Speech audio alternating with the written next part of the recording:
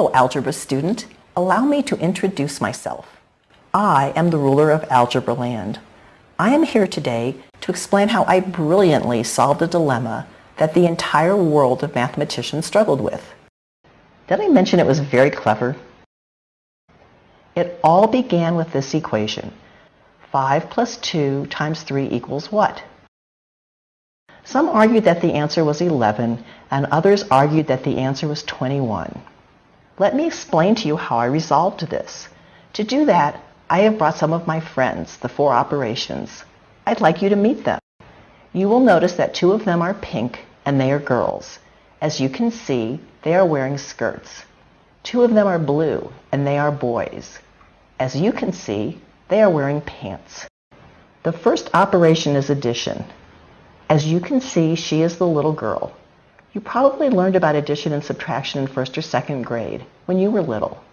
Subtraction is the second operation, and he is the little boy.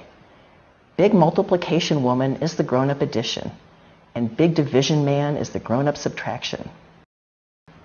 When you, my dear algebra student, were little, you studied addition and subtraction. And when you got bigger, you studied multiplication and division. And now I can tell my story.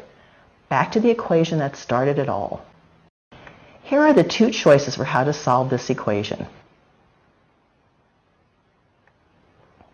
The answer depends on which operation goes first, and the operations couldn't decide who was going to go first. What a fuss.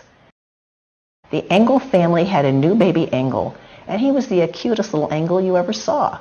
The Engel family and all the other neighbors called me and said I had to come right down because they couldn't get any sleep because of the arguing. I interviewed everyone, and I thought, and here is my reasoning. Addition and subtraction facts make a family. They are related to each other. Multiplication and division facts make a family. They are related to each other. I think it is right for children to show respect to their elders, so I decided that adults go first before children. Next, I had to decide should the ladies or the gentlemen go first. I had some difficulty with this, but I believe in equal opportunities. Whoever is there first should go first. And we go left to right like in reading. Back to the equation that started it all. 5 plus 2 times 3 equals what? Adults go first, so we multiply 2 times 3 first. Now we have 5 plus 6. Next we add 5 plus 6, which equals 11. I just love my wise decision. One answer only. Now I want to show you a more complicated example so that you can see how smart you are now. Here goes. 8 divided by 2 times 3 plus 10. The adults come first in order from left to right. 8 divided by 2 equals 4. 4 times 3 equals 12. 12 plus 10 equals 22. Woohoo! I hope you feel very smart because you are. I have one more character to introduce to you so that you can solve many, many more problems. And that character is for parentheses. You will be able to solve equations like this. 3 times, in parentheses, 2 plus 5.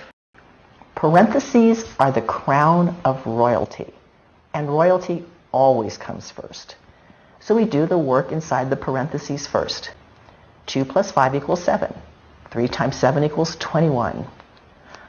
Perfect. And now, my dear algebra student, if you are not yet in Algebra 1, you know enough to solve every problem right every time. Congratulations. There you have it, algebra student, my very wise, very intelligent order of operations. They are, we always start from left to right, just like we read. Royalty always goes first. That's our parentheses, the crown of royalty. When there are adults and children, the adults go first. When there are equal partners, it's first come, first served. That means that big multiplication woman and big division man go next, in order from left to right. And next come the addition and subtraction children, in order.